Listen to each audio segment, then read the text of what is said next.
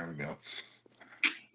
Episode 25 of the Bmoney Beastin podcast. I never thought I'd get this far. Episode 25. So you're like the silver anniversary here right now. Look at that. I'm wearing a silver shirt too. That's cool. Yeah, dog. Jacob Howland, did I pronounce that correct? Yes, sir. Jacob Howland from the state of Virginia. He is Virginia Beach. Virginia Beach, man. It's beautiful out there, dude. He is now in the state of Georgia, my home state, our home state. He runs Legacy Sports. Is that correct? Legacy Sports. I run. Well, I just changed the name today. We'll talk about that in a minute. Okay. But it was Juggernaut Wrestling. Now it's Legacy Wrestling. Okay, Juggernaut. It was in Lawrenceville, and there's going to be a new location here soon. We'll get into that. Dude, this is pretty cool because you're from a different area, and you're in our area now. And Team Georgia Wrestling as one of those crazy wrestling dads over the years, right? Like I've been through all that, like, the battle of the belts and the political whatever.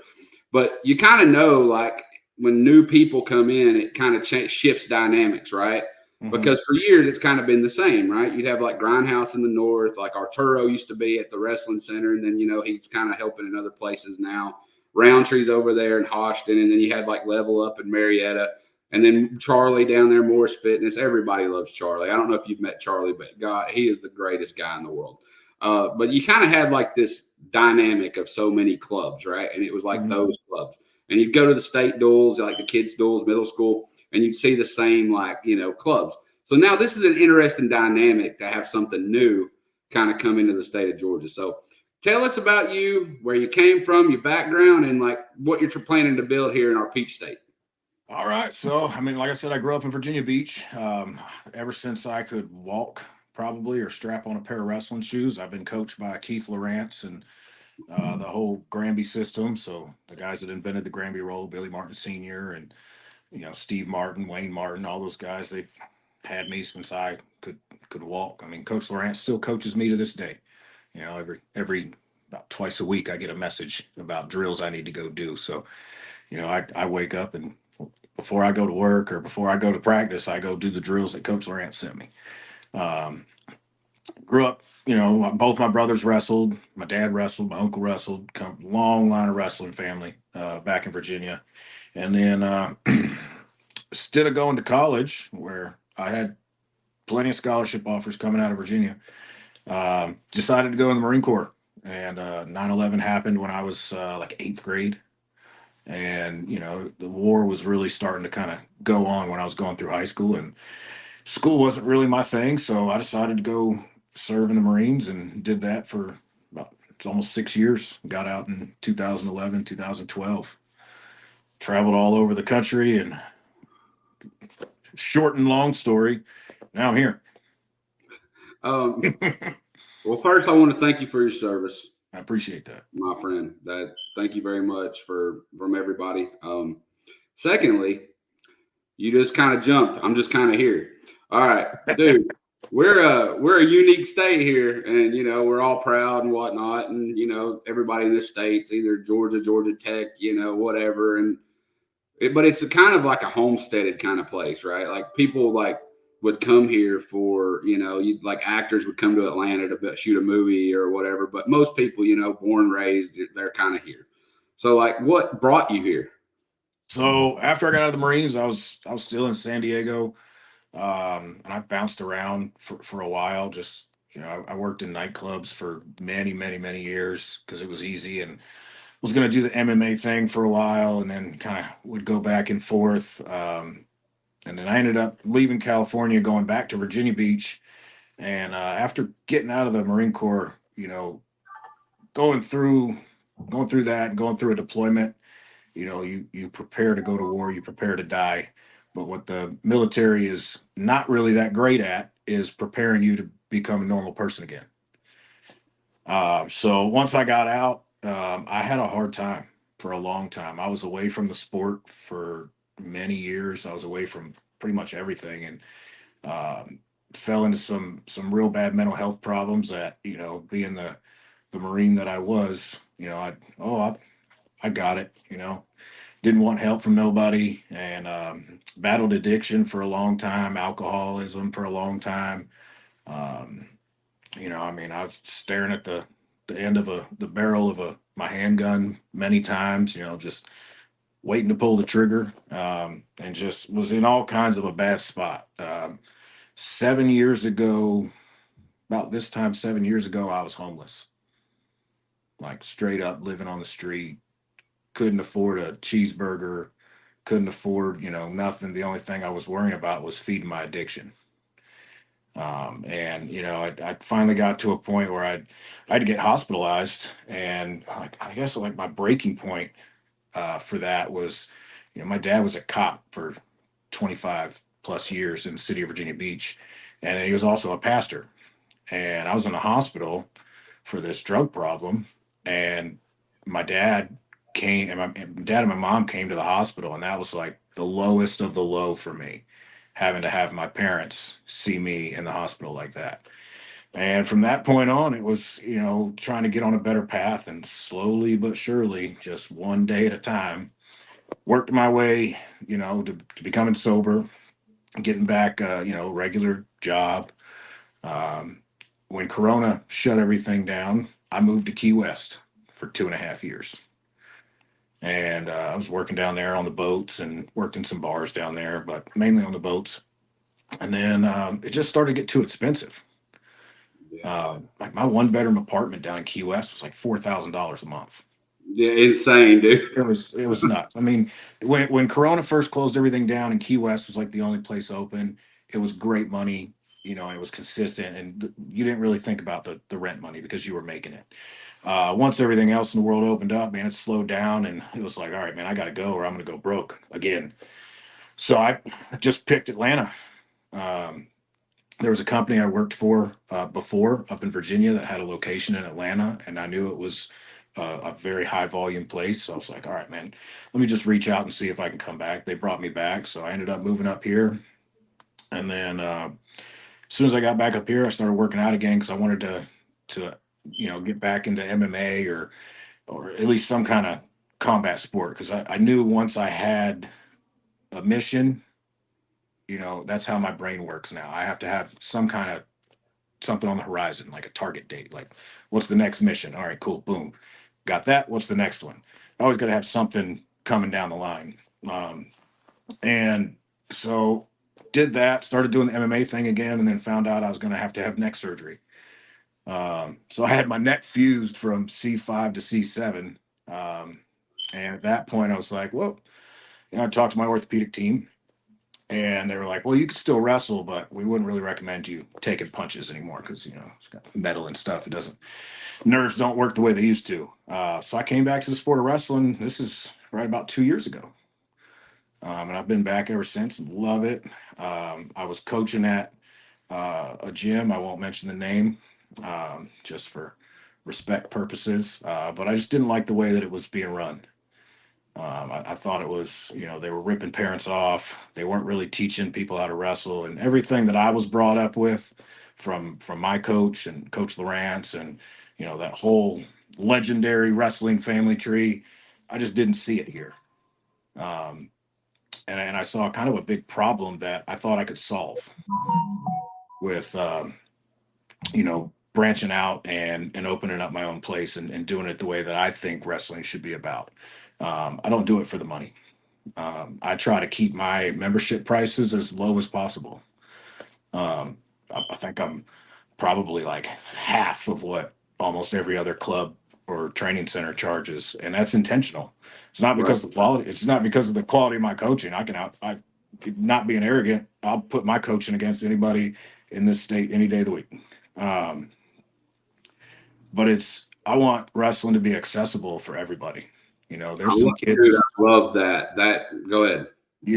I got, when I first opened up, I sent out emails. Again, I'm not from Georgia, so I looked up every high school within a 15-mile radius of the location I opened up at, and I sent emails upon emails to every high school coach, athletic director, principal, from every elementary, middle, and high school I could find. And I got like 6 high schools to jump on board, and I got South Gwinnett High School sent a huge amount of their team to me for the whole summer. And, a lot of those kids, if not for me and kind of going through their booster club, a lot of those kids wouldn't have an opportunity to train. So that's my goal, is to make wrestling accessible for everybody. Because when I came up, all you needed was a pair of shoes, a USA wrestling card, and go to practice. Dude, I'm going to go back and I'm going to cover everything you just said. And we talked a little bit about this off camera. You were generous enough to say this. Dude, I'm a recovering addict myself. 2011, I was in a rehab center in that summer in Miami, Florida. I was a pretty good high school football player, right? And coming out of high school, I was, I don't know, I think I was measured like 6'3" at the time. I'm like 6 foot now because I'm getting old, right? But like I was like 6'3", I weighed like 250, 246, depending on the day. But didn't have a belly yet. Now I got the dad bod, which I'm cool with. But like I went into rehab, not even 4 years, like 3 years later, something like that, and I weighed 164 pounds, right? Like, dude, I look sick. And the first time I went in, it didn't work. I went AWOL. About an hour later, I was in a hotel room. Like, you can probably relate to a lot of things I'm about to say. And you were talking about your parents. Brother, I'm going to tell you, man, my mom, she passed away a couple years ago. I'm sorry. And, oh, man, it was kind of time. That's, she was sick. Things happen. God bless her. But you don't really realize it in the moment of your life, people that are in your corner, that do care about you, regardless, what you do or what you mess up on or whatever. I remember the day that I decided, because you know how you said you kind of hit a breaking point, right? That's what you were talking about. And mine was, I hadn't seen my boys in months, right? Like I was a young father, right? Like I was like my oldest son right now, he's 15, like I was a young dad, and there was a young mom involved, and like I was just gone. I was off doing my own thing. If I seen him in public, I probably wouldn't have recognized him at the time. Does that make sense? Oh, and yeah. it kind of hit me like out of nowhere, like, damn, like I had this. I was really like under the influence, and I remember sitting in this chair at my friend's house, and I had this thought that Bryson was at school. I don't know what hit me like this. God does some miraculous things, right? And I had this like thought that he's at school, and this kid asked him, "Hey, what's your dad do?" And in my head, like at the time, he's like telling this kid, "I don't know. I don't even know what my dad looks like." Right. And I'm thinking that, and I just like lost it, man. I was like, I can't do that to him. Like, I can't do that to them. And I went the next morning, and when you're in that active addiction, you have to have, you feel in your head that you have to have something to get through that day to get to the next day, right? It's like I got to get through right now. So it's very short-sighted thinking, and that's the way that addicts act. And I remember I was drinking rum at like 6 o'clock in the morning, and it's funny now because I can think back at like, damn, I had a paper cup, and I'm going into this professional setting of my mother's job, right? And I'm like reeking of alcohol. It's like 6:30 in the morning or whatever. But I remember she got me sent to Miami, Florida. And apparently Florida is like the hotbed for like recovery, right? Like that's like the recovery, like, sanctuary down there. And it was maybe the hardest thing I ever did to get completely like straightened out. And that was in the summer of 2011. 4 months later, I got custody of my kids, and I've had it ever since. And I credit them for keeping me on a right track, right? Like, and I just wanted to share that because didn't want you to be hanging out there, man. I'm in that with you, brother. I love you, man. Yeah, I appreciate that, man. And if you ever need to talk, dude, you text me, call me anytime, whatever, man. We'll sit 100%, man. 100%. So that goes both ways. Yes, sir. And then to add on to your secondary about wrestling being accessible, that's what, believe it or not, man, that is the foundation of what Bmoney Beastin is. Okay. It started, I don't know if you've seen a couple of our episodes, and I'll give you a quick rundown. There's a club up in Rossville, Georgia. Bryson grew up there in Rossville. It's like right below Chattanooga. Okay. And it's kind of an impoverished area, but we had a nice little house there we lived in for like 9 years, and we were happy or whatever. And you just said that South Gwinnett, if they didn't have a booster club that paid for this or whatever, they probably wouldn't get to do it. Well, it's kind of the same scenario. And I was like, dude, I got to fix this. And I reached out to like several people I had met over the years, and we got some singlets donated for the middle school and got some shoes. And eventually I made a deal with some headgears with a local sports store. And that, you know, they're still using this stuff now, right? So it was one of those things where I was like, dude, I think I can do this myself. For sure.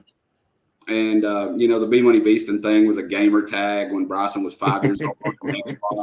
That's where the name came from. I Bmoney was Beastin. I was wondering where I was like, it didn't really make sense, but now it Dude, makes sense. it was a gamer tag, and if you look up in the corner of the screen right now, you'll see like there's a dollar sign in front of the B and an apostrophe after the N. Oh, That is that's exactly how my 5-year-old son put it in his Xbox. So that's I cool. wrote it on a post-it note. Never thought we'd ever do anything with it, but like I was like, we can do this better. And you know, that was kind of the foundation of what I want to do here. But then, you know, we shifted and shifted some more and shifted some more. And now, of course, we're working on the card game and that kind of thing. But dude, that the affordability factor, it has turned into it's almost like everybody's trying to keep up, right? Yeah. And, So the way I, not to like interrupt, but the way I no, look at it is like you got football, which is a revenue generating sport, right? And there's also a return on investment, especially in this area, such a hotbed for football. You know, right. there's a high, you know, if you go to back home in Virginia, it's a very small chance your son or daughter or whatever is going to make it to the professional NFL level out of Virginia. Georgia, this area, man, I think there was 26 players from Gwinnett County in the Super Bowl last year. That's probably true. Yeah. Yeah, Yeah, dude. I mean that was a stat that you know my business partners Mohammed Sanu and Christian Blake uh and Dustin Chivanich. So I mean that's I think that's where I got that stat from. But 26 players from Gwinnett County were in the Super Bowl playing last year. So there's a real high likelihood if you're a football player in this area that you can make it and you're gonna get somewhere. And there's a return on that investment as a parent and as a child, right? You know, your kid makes it to the professional level, they're getting millions of dollars coming back into them, or at Oh least yeah, yeah. you know, at least the league minimum. Wrestling doesn't have that. I mean, it's starting to get there with the NIL, but realistically, that's you know few and far between. And even the scale of it isn't even close. I mean, you know, there's you look at some of these football players in college right now, they're making millions. The wrestlers are, you know, what are they getting? 10, 20, 50 grand. Um, so Maybe. there's right. So there's no return on investment in terms of wrestling. So what I didn't like about a lot of these places, not to I'm not going to name any of them, you know, but just what I found when I was you know, researching when I was going to open up was all these places are charging all this money, and that's not what wrestling was about to me. You know, wrestling was about progression, getting better, you know, becoming the best version of yourself on and off the mat, right? And if it's about money, then you're kind of missing the point, right? I mean, some of the best wrestlers that came out of Virginia came from some of the worst neighborhoods that had no access and no means of paying for stuff like that. And the only reason those kids ended up being successful and got put on a great path was because they had access to wrestling because it was so affordable. Um, but I mean, the kids I got from South Gwinnett and some of these other schools, man, they work so hard. You know, I love those kids. You know, I asked their coaches for their school schedule because I want to go to their matches. I mean, I spent the last 6 months with these kids, and you know, if not for you know the program that I offered their school, none of those kids would have been training all summer, and God knows what they would have gotten into instead of training. You know, so that was my vision for when I opened up was I want to make it accessible again because all these places are charging so much, and you know then you got places wanting to do these fake camps every other weekend, but those camps are really not camps at all. It's just a practice they're charging for. I mean, realistically, it just it didn't make any sense. You know, if you're going to run a camp, bring somebody in to teach a camp. Like, don't have the same coach that teaches your practice on Tuesday teach a camp on Wednesday. This you know that's just ripping parents off when you really get down to it. You know, if you want to call it a fundraiser practice, by all means, but at least be honest about it. It's not a camp. You're not doing anything different. I've been to these gyms. I've been to these different clubs. They're not doing anything different than they don't already do every other day. The way it's the same practice. You just charge the parents 50, 80, $100 for their kid to come to practice. Doesn't make sense to me. So Dude, I got rid of that. I don't do that. I think, you know, the back to where, and that's a great thing you said, but back to where I was saying that everybody tries to keep up, right? There's one guy that about a year ago, I sent him a pair of Bmoney Beastin wrestling shoes. All right. Him and I even sent him, I think, like $50, right? He was raising money, trying to take his kid to like AAU national duels or something up in Kingsport or something. And I still see to this day, I think his son's like 9 or something. Oh man, we're trying to get here and we're trying to get here and we're trying to get here. But he's only picking the places that everybody else talks about. You know, I got to get to Tulsa. I got to get to Super 32. I got to get to this. I got to get to this. You know, the keeping up with the Joneses, man. Like, I think that is, and plus, whenever it's more at that point about the parent and not the kid. 100%.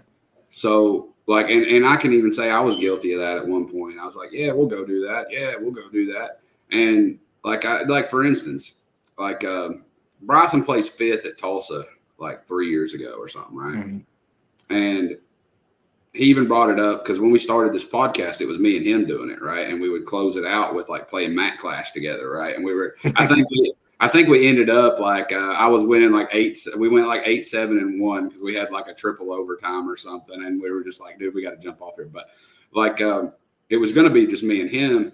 And then, you know, he got busy. He's a teenager, got things. And I was like, dude, I just want to talk to people now. So I was like, this is where I'll go with this.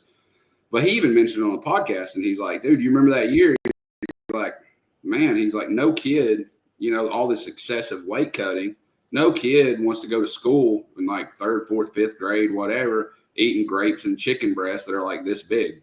He goes, no kid wants to do that. And he brought that up, and I think he even shared it on his Instagram or something, that clip. Like, he was all about it. He's like, dude, I hated that.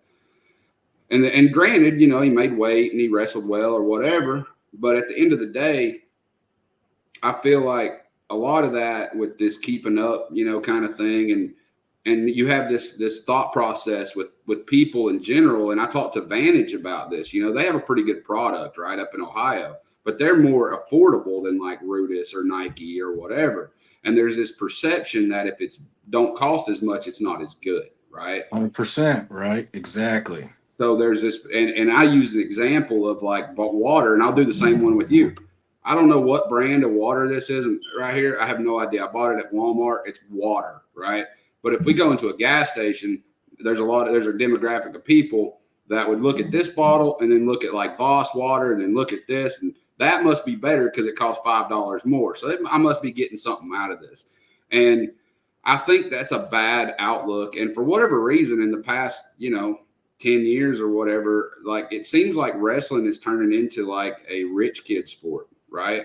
And I didn't like that aspect. I mean, I would come home from teaching practices and teaching these private lessons, which for the record, I hate doing.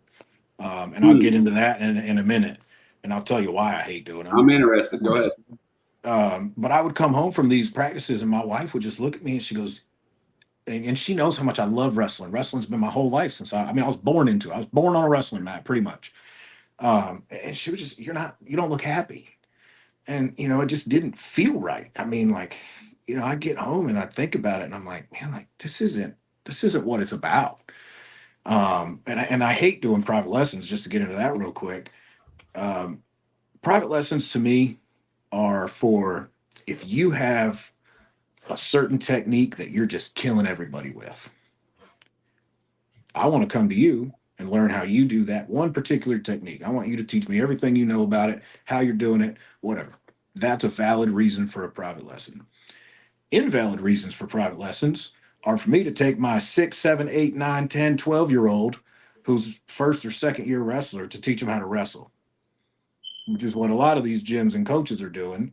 And they're just raking in money off parents. Send the kid to practice.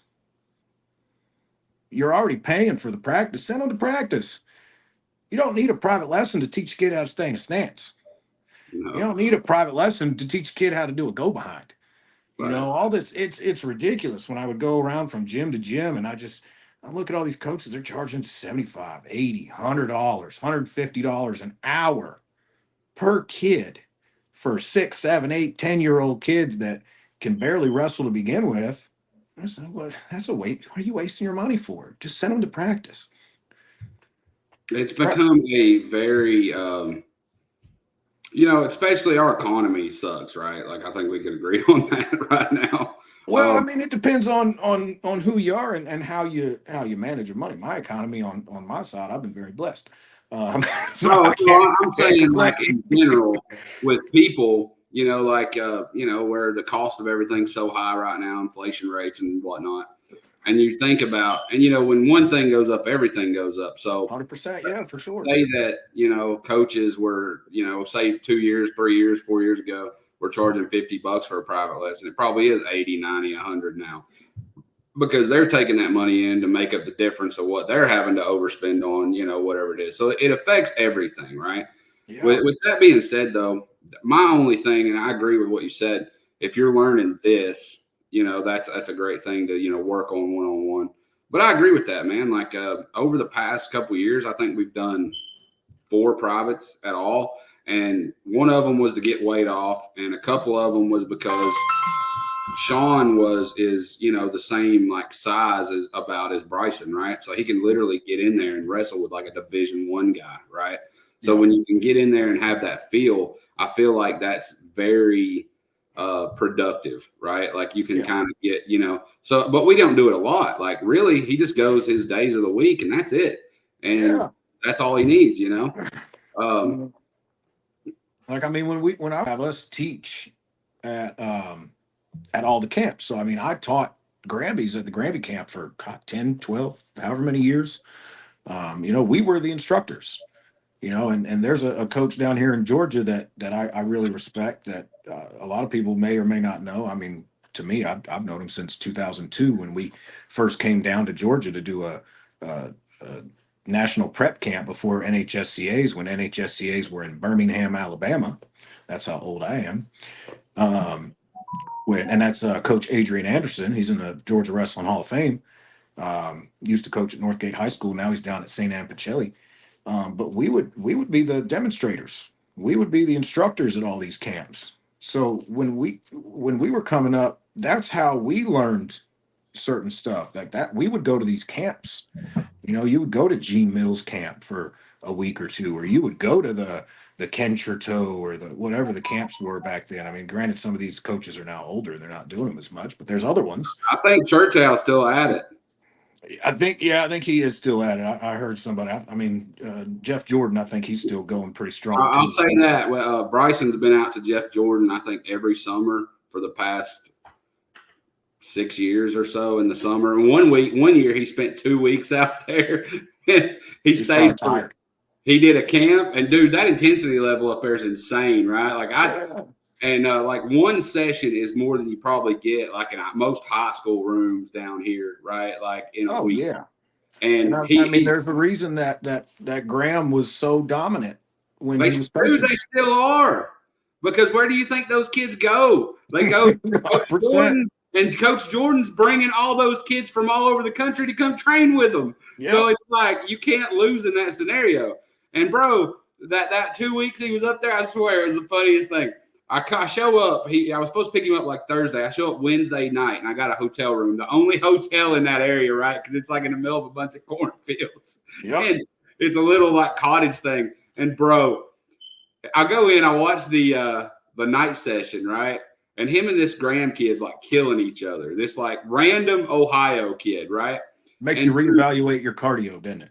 Oh, absolutely, yeah. But then at the same time, what was great about it is I passed Jeff Jordan, and I haven't really like talked to him like here. I've talked to his wife and his sons and whatever, but I hadn't really had a conversation with him. And he goes, "Who are you?" And I say, "I'm Jesse Drennan." He goes, "Oh, how you doing, sir?" "Yeah, you're Georgia's dad." That's what he said, right? He goes, "You're Georgia's dad." I said, "Yes, sir." He said, "Dude, he's a tough kid, man." He said, "He's been here forever. Is he going home?" And I remember when he said that, I was like, yeah, I'm getting him tomorrow. He's like, "Yeah, dude, he's been here for what, like 3 weeks or something?" I was like, because he was going from facility. They got a new facility up there. Yeah. So like they would do the main camp at the old gym, and then they do like the weekend camp at a different one, and then bring them back. So like, dude, that's a thing, man. Like in the summer, like I love it, man. I love the idea of like In the summer, you do need to, especially if you're going to like wrestle freestyle and stuff. But like if you're not, even if you're not, right, you you got so many options. And even here in the state, right? Like, they're like Level Up has camps, and like, Morris Fitness has camps. Everybody has an opportunity to wrestle in the summer. And dude, and Nick Perler, I Nick's talked to him. Nick's a Granby guy. He used to come to our camps back in the day. I've got to know that guy, man. And I told him when I spoke to him, when I had a real good conversation, I was like, man, where did you get this? You do this step 1, 2, 3, 4, 5. He said, man, I'm going to be honest with you. I seen a dad do it at a middle school practice. Step 1, step 2, step 3. And now his entire coursework of how to wrestle is built off this. Yeah, And Nick and his brother used to come to Coach Lawrence's Granby camps back in the day. dude, I'm a big fan. So there's opportunities, and I agree with you on the fact that, like, you can go to your regular practices, right? Learn how to get better at wrestling, and then if you want to branch out and do things, like, to me, I feel like when you were talking about wasting money, I feel like, okay, if I can, this is how I've always been, because I've always had to budget, right? I'm a single father, whatever. I can send him to Jeff Jordan for a week for $500, or I can spend 2,000 and travel even further and maybe get 2 matches, right? Yep. Like, so where am I getting value at, right? Like, where's the value? And that leads me into our new facility that we are opening when it comes to value. So a lot of kids, as you well know, in this state are multi-sport athletes. They absolutely are. All right. So we got the baseball, the footballers, the wrestlers, the basketballers, the track stars, all of them. Well, that's where Legacy comes in, and that's where Legacy has really gotten ahead of everybody else in the state, actually in the whole Southeast, in terms of performance and sports centers. So the days of standalone one sport facilities, you're going to see a lot of those start to disappear. Um, so, like I said earlier, my business partners, Dustin Jovanik, the guy that owns Legacy Sports Complex, Mohamed Sanu, former Atlanta Falcons legend. Yeah, we know him down here. Yeah. Yeah, Christian Blake, another Atlanta Falcon. Elijah Wilkinson still plays on the Falcons. Sean Witherspoon used to play for the Falcons. Jonathan Yeah. Venters used to play for the Atlanta Braves. The list goes on in terms of the co-owners and coaches that we have over at Legacy. And basically what we've done is we've put all the sports under one roof. So we're opening up the new location in about 2.5 weeks up in Houston. And we have wrestling with its own dedicated space. We have basketball with its own dedicated space, a whole indoor turf football field, indoor retractable batting cages, a full state of the art weight room and cardio fitness area, a gymnastics room with a springboard floor that I'll be sending my youth wrestlers through to learn gymnastics first. Oh yeah. Oh yeah. And what we've done is we've taken away the whole thing of a parent having to send their kids to 2, 3 different places and drive all over town to get them from football practice to soccer practice to whatever. It's all in one place. And we've also done it a whole lot more cost effective. So, for example, where your average wrestling membership, and at least in this area, from what I've seen, is $125 to $150 a month. Yeah. Mine's 90. Okay. Yeah. And my youth membership is 75. That's reasonable. Very reasonable. Absolutely reasonable. And then the other big news that we have with this new location is me and Pete Yates and Arturo have joined forces. The GOAT, man. He's the GOAT. So me and Pete Yates have developed a really good relationship since I opened up at Legacy, because his gym technique is operates out of the other Legacy. So that we're under Dustin. So we ended up working out a really good relationship, and we're going to be doing this new location together, side by side. So it'll be great for all the kids in that area, Houston, Brazelton area. It's a completely new area for me, not so much for Pete. Pete's been around forever. So is Arturo. But a mix of all three of us in one spot. is going to do a lot for not just the high schoolers in that area, but the youth development in that area. And we're going to take it to a whole new level. I know they got some other clubs in that area, and I have a lot of respect for those clubs and what they've been accomplishing and what they've done.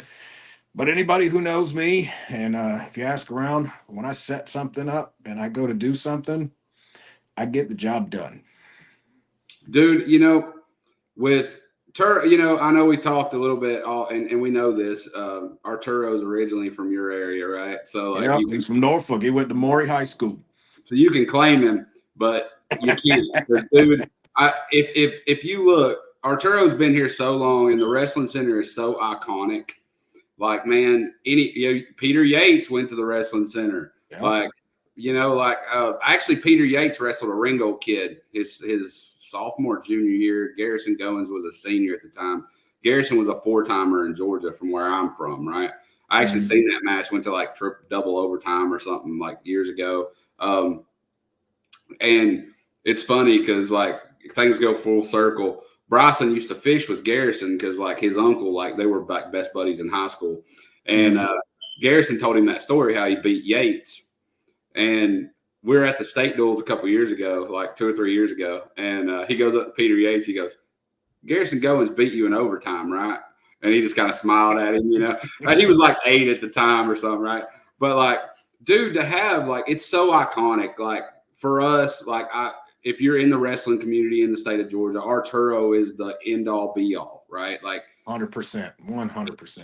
Anybody that like Matt Pitts runs Grindhouse up there in the north, dude. He was a wrestling center kid, right, from Calhoun.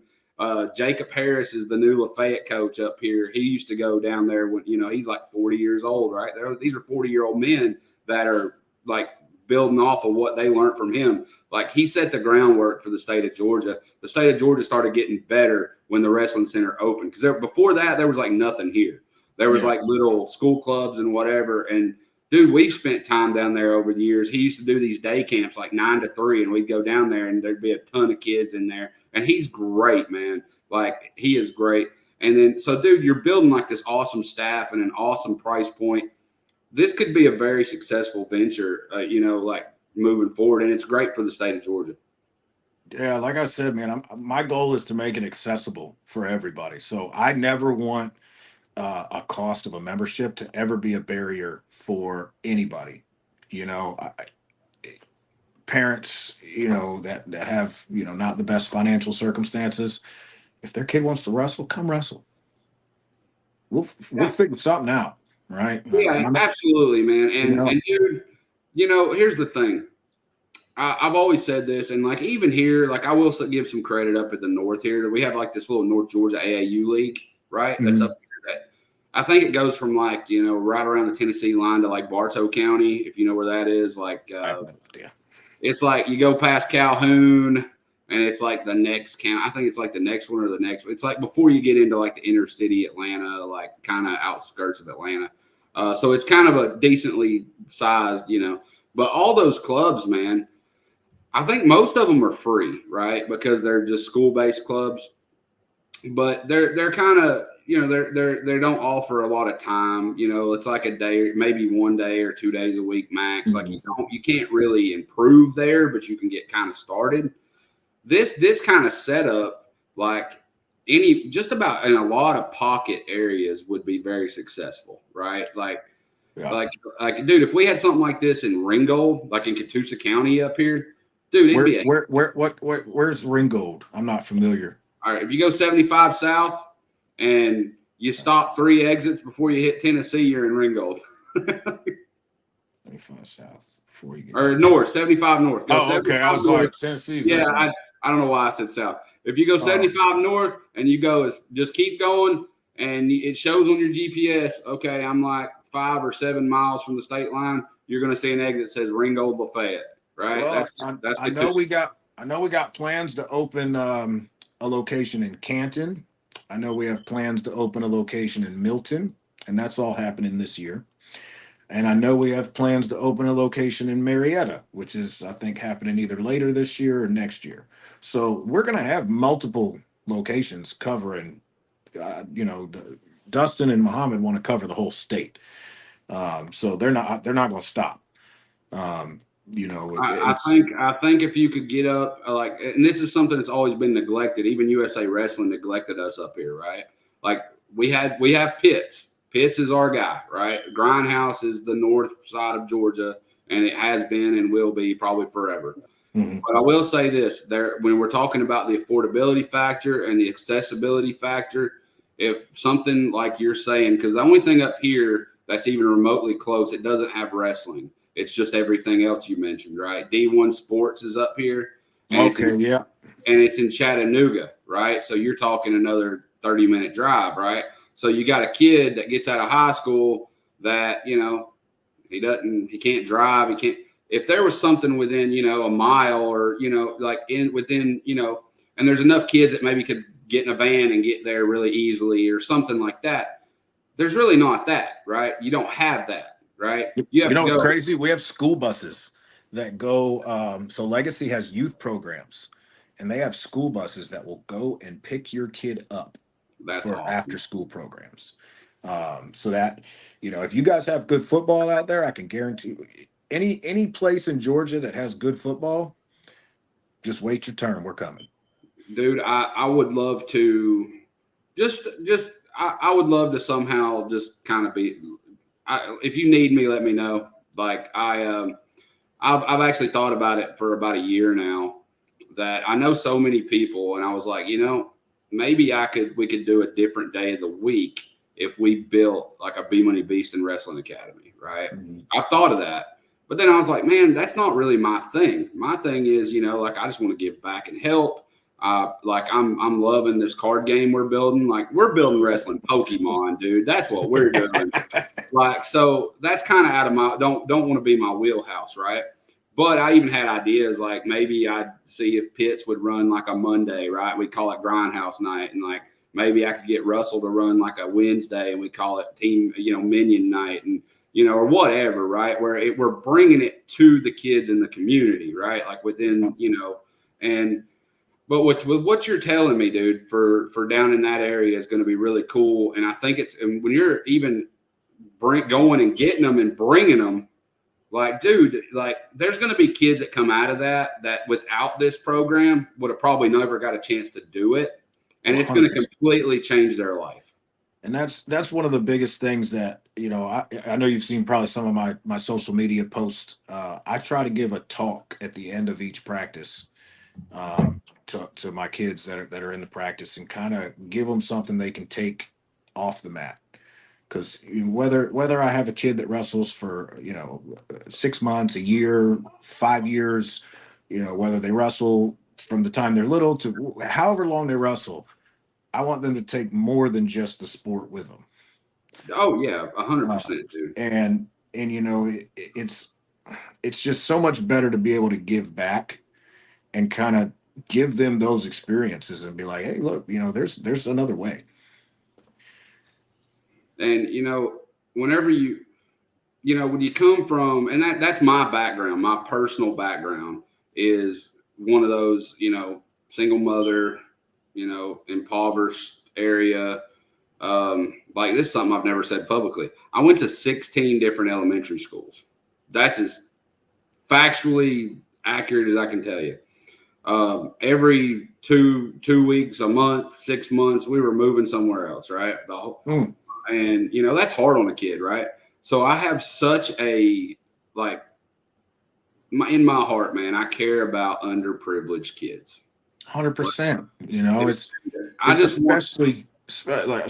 especially when when I was in such bad places in life, and you know wrestling is what has given me my life back, right? So when I was battling addiction and battling all that stuff, I was out of the sport, right? I didn't have wrestling. I didn't have, I wasn't training. I wasn't really doing much. I was just feeding addiction. Right, Once right. I got back into wrestling, once I got back on a wrestling mat, my everything in my life fell back in line. And it's given me my entire life back. I mean, now fast forward, I'm married, I have a beautiful wife, beautiful home.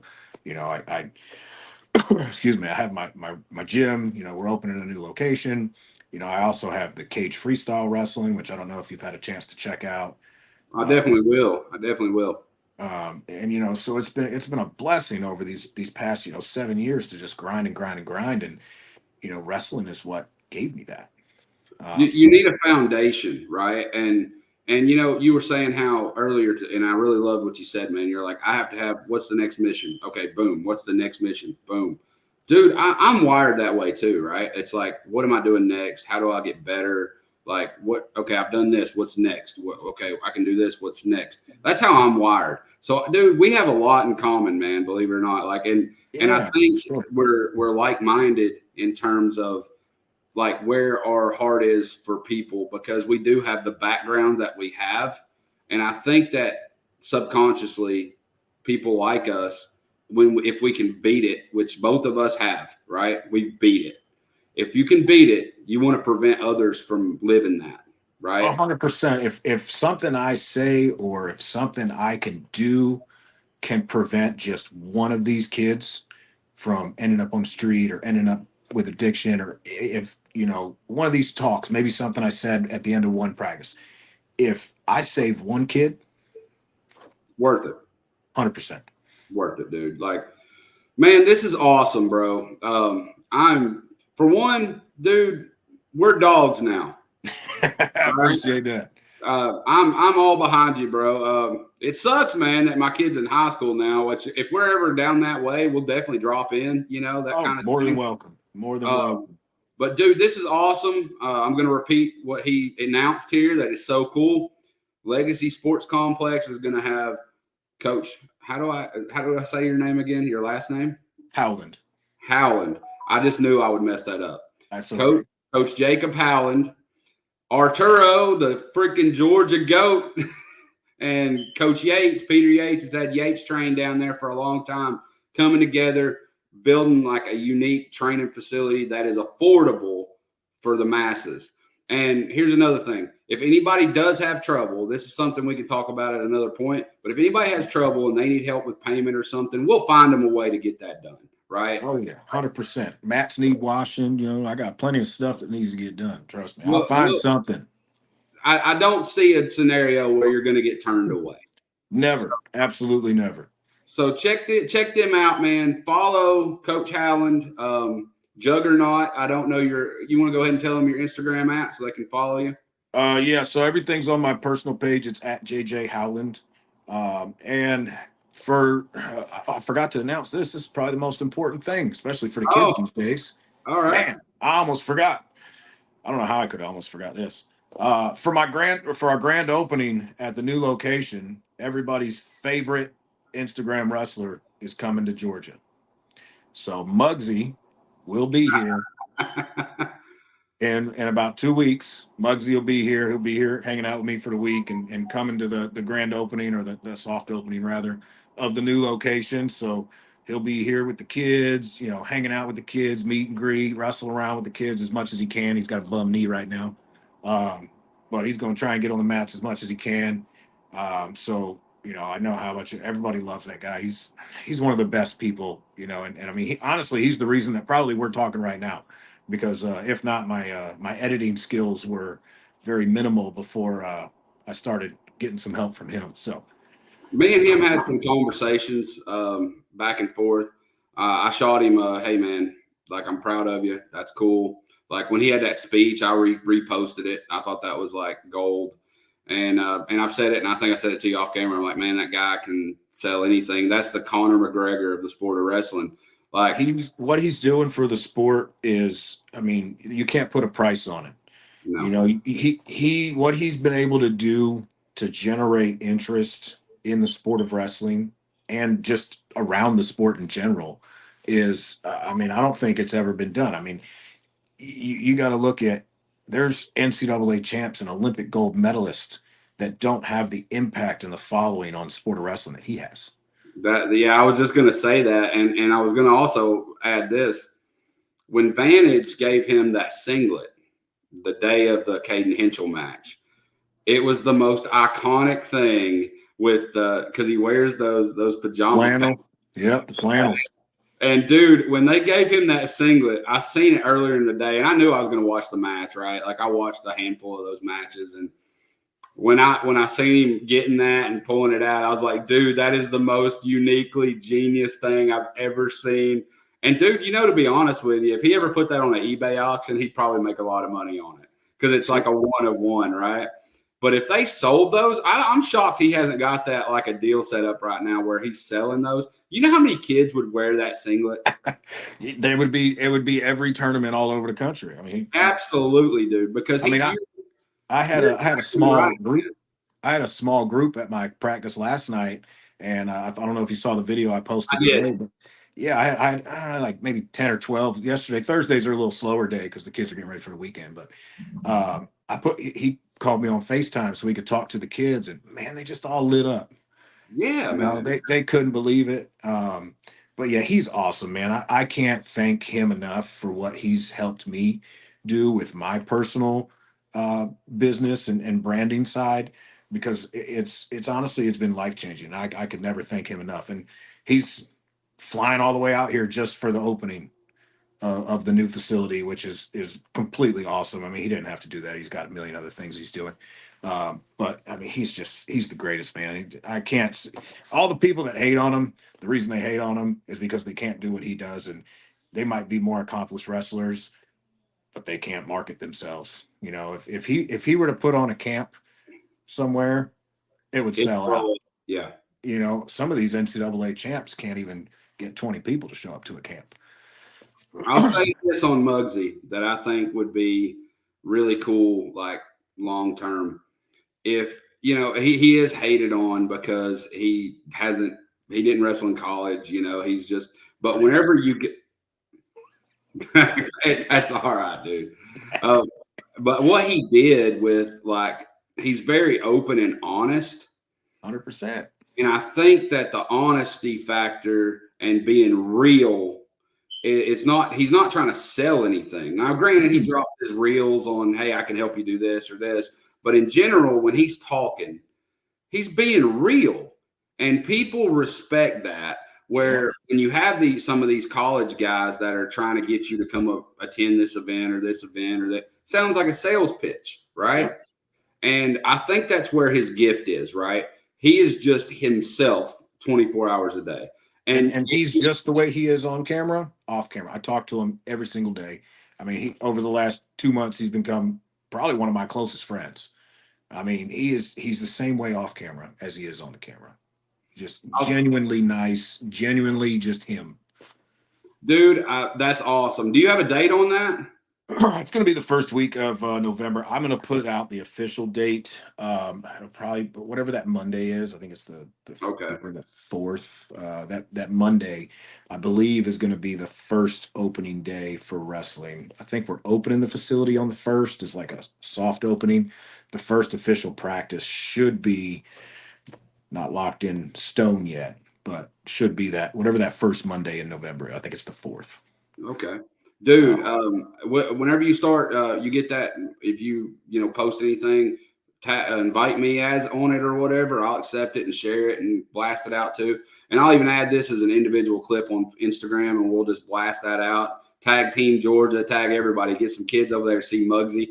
They'll love that, man. They'll absolutely love it, man. I mean, it's crazy. And I mean, like I said, I mean, I can't thank that guy enough because, you know, 35 days ago, I had like next to no followers and I didn't know how to social media at all. And, my videos were what I thought was great technique. Were getting like no views and I wasn't getting any, nobody really cared. Like I would post it and I'd be like, oh, that looked cool. But, he really taught me how to, really market wrestling, and like I said, 35 days ago, I had like next to no followers. Now I think I'm probably one of the top 10 wrestling coaches on Instagram. Dude, like Instagram's hard, man. Like I sat at I think I'm at like 8,800 or something. I don't know. I look at it every couple days or so and be like, hey, I got a good little pop. And dude, the shit that hits for me is stupid, right? I got a text from a guy. Look up Just Wrestling, right? That's awesome little page. He posts different kids from across the country and promotes them and stuff. He sends me an inbox, man, like a week ago. He's like, dude, did you see your reel? It's like, no. And then I looked at it because I just posted. I didn't think nothing about it. I made this stupid reel about an athletic director, right? Yelling at Ted, who was the wrestler. Shut up. You're not getting any money or whatever, right? Because you're a wrestler. It's got like 100,000 likes on it. And I'm like, I thought it was the dumbest thing in the world. Because you're always trying to come up with like different ideas and things. And I'm just trying to connect to an audience. So like, you never know what's really going to go boom. So I give everybody a little free piece of knowledge right here. This is free game for all you wrestling coaches and people out there. This is free. You're welcome.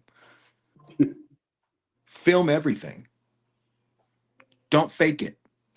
Nothing in my videos or Mugsy's videos is ever staged. Nothing's faked. I don't sit there and think about what I'm going to say or what I'm going to do or what I'm going to teach. I just have somebody film it. Yeah.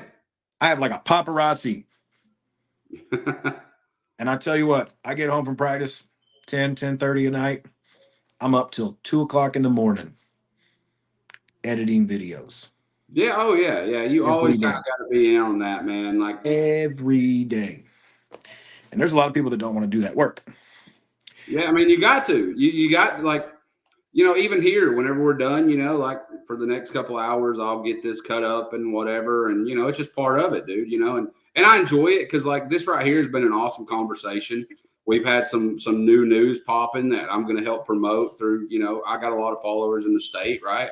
And we'll get this kind of popped out. And like, this is great, man. I'm getting to meet new people from new avenues of life that are interconnected in what I enjoy and, learning about what we do and who we are. So like, it's a great thing. So you have to, anything you do in life, you got to put work into, right? Nothing's 100%, 100%, man.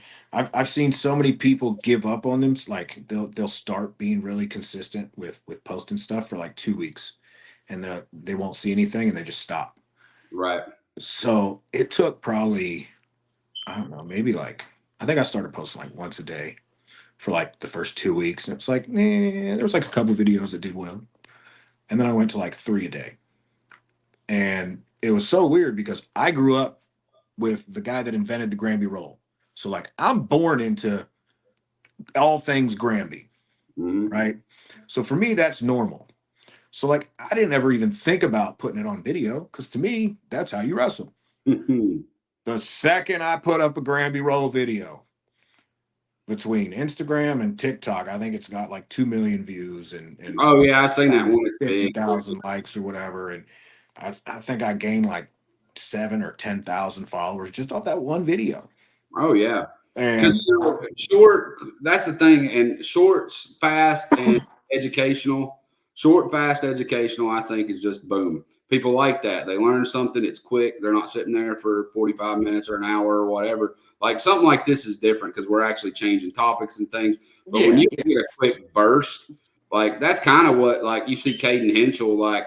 Even his videos are most of the time less than a minute, right? Like, but he gets his point across and it's kind of to the point, boom, boom, boom. And it's got some educational to it, whether he's selling shoes or protein powder or whatever the hell he's doing. But yeah, man, I seen that. And dude, you're a beast, by the way. I showed Bryson that a little while ago. I was like, look at this dude. He's a freaking beast, man. Look at this Granby. And I showed it to him like right before we got on. He's like, damn, that's clean. I was like, yeah, dude, it looks good. If I had $1 for every Granby roll that Coach Lawrence has had me drill since I could tie wrestling shoes, I would be Elon Musk rich. Elon Musk. All right, that's how many. And I'm actually. A lot of people think I'm tall if they don't know me in person. I'm 5'8", 225. So but you're a jacked up dude that way, yeah. Yeah, but I'm not tall. I'm just wide. Yeah, all right. So. And I got 6 screws in my neck. I got a torn ACL currently, right now. Torn meniscus. I think I have the best ortho team on the planet, Dr. Scott Barber, him and Dr. Brad Hodgson. Those guys keep me put together. I'm like Humpty Dumpty. I mean, I wrestled at Nationals back in March. So I had neck surgery, right? Supposed to be a 12 to 15 month recovery. Dr. Barber got me back on the mat in 4 months. Oh, wow. Yeah. I wrestled at nationals without training, without practicing, nothing. 1 year to the day from when they cut my neck open. Won through the semifinals. I made the finals, but I ended up medically forfeiting because I tore my ACL and winning the semis. Called Dr. Barber at the tournament while I'm still in Iowa. And I said, hey, I jacked up my knee. He goes, all right, come to the office right now. I said, well, I'm in Iowa. Can't really do that. I got off the plane, flying back that Monday or that Sunday. That next day, I'm in the office. They got my X-ray, my MRI, treated, plan of action to keep me able to still coach and train without having to have surgery. And I'm on the mat 4 or 5 days a week still. If not for Dr. Barber and Dr. Brad, God, half the fighters and myself probably wouldn't be able to still train or still coach. That's So awesome, dude. shout out to Dr. Barber. Man, this conversation's been awesome, dude. I've really enjoyed it. Again, we'll close up with this. Follow Coach Jacob Howland here At JJ Howland. At JJ Howland. Check out Legacy Sports. I followed them today. Legacy Sports Complex. Dude, they're going to do some really cool things. It's going to be very beneficial for a lot of kids that may otherwise not be involved with. So I'm 1,000% behind this. Guys, this is awesome. Follow him. He's got some really cool technique, dude. He's a beast. He's got a hell of a Grammy role. He's not kidding. Go watch it. This is awesome. But man, go see Mugzy. Yeah, we'll post about that. Go see Mugzy next month. He's going to be in the state of Georgia, which is awesome. Dude, this has been great, man. I really appreciate your time. Thank you so much for having me, man. It's been wonderful, man. This is the first time I've done a podcast in ever. Ha. Okay, all right. I got the first one, dude. Yeah. It's been great, man. We just got we connected. We have a lot in common, and I think we have a common goal here in life. So this is great, 100%. Dude. Thank you so much for having me. It's been great. Again, for those folks and parents that are worried about affording a membership, come bring your kid. Everybody gets at least one trial day for one. If they like it, trust me, I will find a way that's not going to put you in a situation where you can't afford it. All right. So just bring your kid, get them on the wrestling mat. That's awesome, dude. Yeah, I'm 1,000%, bro. I'm behind you. Bmoney Beastin, episode 25, the silver anniversary, I guess, with Coach Jacob Howland is in the books.